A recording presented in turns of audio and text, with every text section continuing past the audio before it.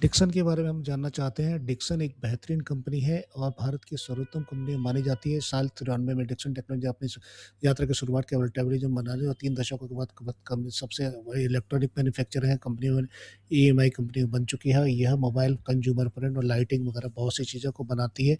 Security guard system भी बनाती है और भारत में फैली हुई अपनी 13 मैन्युफैक्चरिंग यूनिट के साथ डिक्सन सीज कहते हैं इलेक्ट्रॉनिक रीढ़ की हड्डी बन चुकी है। भारत की यात्रा में महत्वाकांक्षी दर्शाती है। तो केवल देश तकनीक उद्योगों का निर्यात भी बढ़ा चुकी है। डिक्सन की खासियत ये है कि अलग-अलग श्रेणियों में पैमाने पर काम करती है और लागत गुणवत्ता के साथ बनाए रखने ग्लोबल कंपनियों के साथ मिलकर काम करती है। स्मार्टफ़ोन, घरों में एलईडी वगैरह की बेहतरीन वॉशिंग मशीन खुद मैन्युफैक्चरिंग बनाने डिक्सन टेक्नोलॉजी के बारे में जानते हैं तो डिक्सन की मार्केट कैप मिड कैप है ये और consumer durable electronic 700 book value 719 और मार्केट कैप इसकी कम से कम 63,000 करोड़ रुपए है और वैल्यू इसकी है 64,000 करोड़ और प्राइस ऑन बुक वैल्यू है 14। पीईजी रेशो है 0.91 और पीई रेशो है 39.90 के आसपास। तो ये स्थिति डिक्सन की है।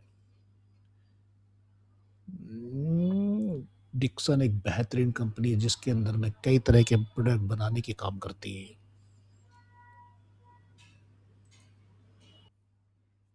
पी रेशो और बाकी जो प्राइस की बुक वैल्यू तो मैंने बता दी है 14।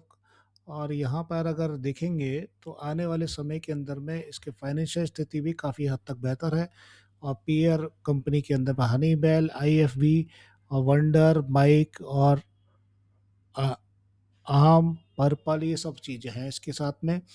पीयर वन कंपनी जो इसके साथ की है और फाइनेंशियल भी बेहतर है इसकी। और शेयर होल्डिंग पैटर्न को भी देखने की कोशिश करेंगे।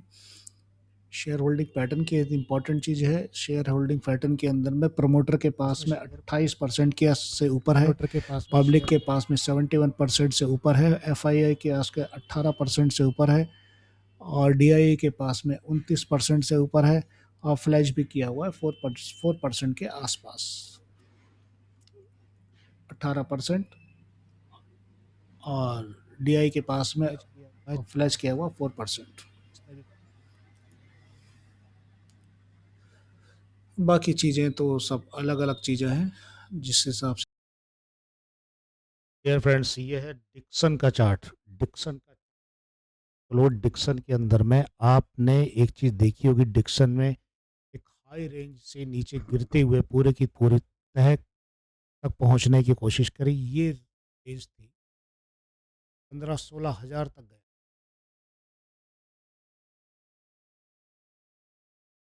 वीकली चार्ट में देखेंगे तो और बड़े टारगेट दिखेंगे आपको। डे चार्ट ही देखें। डे चार्ट के अंदर में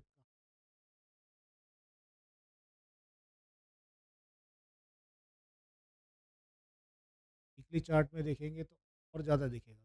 वीकली चार्ट में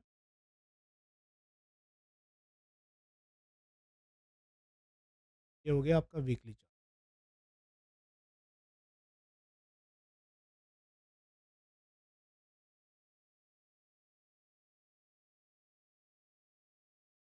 डिक्सन का वीकली चार्ट है। अगर वीकली चार्ट में आपको क्या नज़र आता है? खाली मतलब एक ग्रीन कैंडल आई, उसके जो है पैरेलल में बैठा है ये यहाँ तक।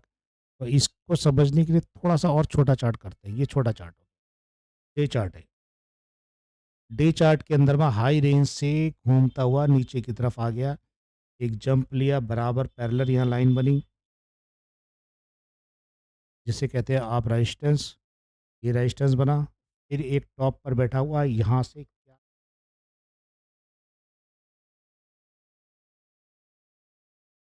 क्या होता है कि ये बहुत पहले की बात है। यहाँ पर जनवरी में यहाँ तक आ गया 9,000 के आसपास से भी ज़्यादा। वीकली चार्ट देखेंगे और नीचे आया।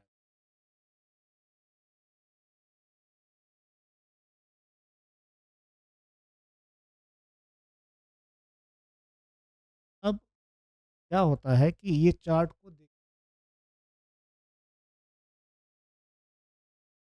15 मिनट के चार्ट 15 मिनट के चार्ट के अंदर में ये रेशो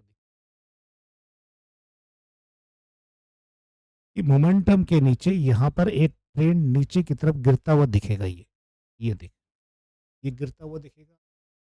यहाँ पर भी एक ट्रेंड नीचे की तरफ दिख रहा है, ठीक है? इतना धुआंधार भागने वाला क्यों गिर रहा है? अब छोटी सी चैनल इसके अंदर बनाते हैं, 15 मिनट के चार्ट के अंदर में एक छोटा सा चैनल को बनाने की कोशिश करते हैं।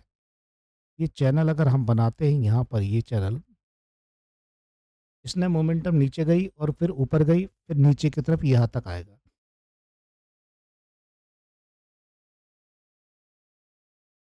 10,200 अब निकलने के लिए आने के लिए तैयार है लगभग। और लॉन्ग पीरियड के अंदर में देखेंगे, 1 घंटे के चार्ट के अंदर में देखते हैं तो 1 घंटे के चार्ट के अंदर में ये ड्यूरेशन इसके पर आके रुकती है। ये 200 मूविंग एवरेज है यहाँ पर। अब पर 200 मूविंग एवरेज आ रही है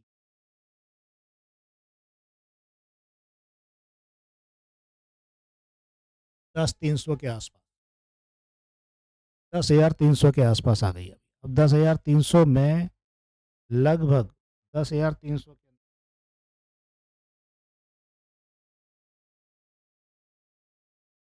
यहाँ पर मार्केट अगर आ जाती है डिक्सन की, तो काफ़ी हद तक फँसे हुए लोग को लेकिन दोबारा लेने की कोशिश की बुराई नहीं।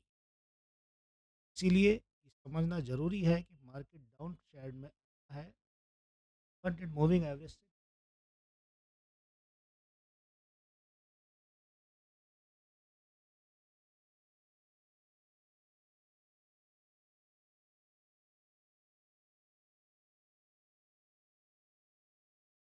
मेरा हमेशा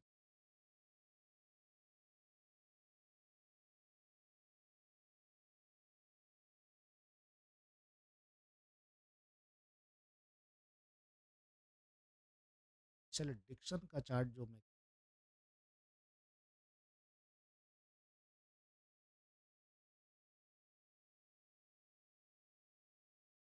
सर से 10,300 जा सकता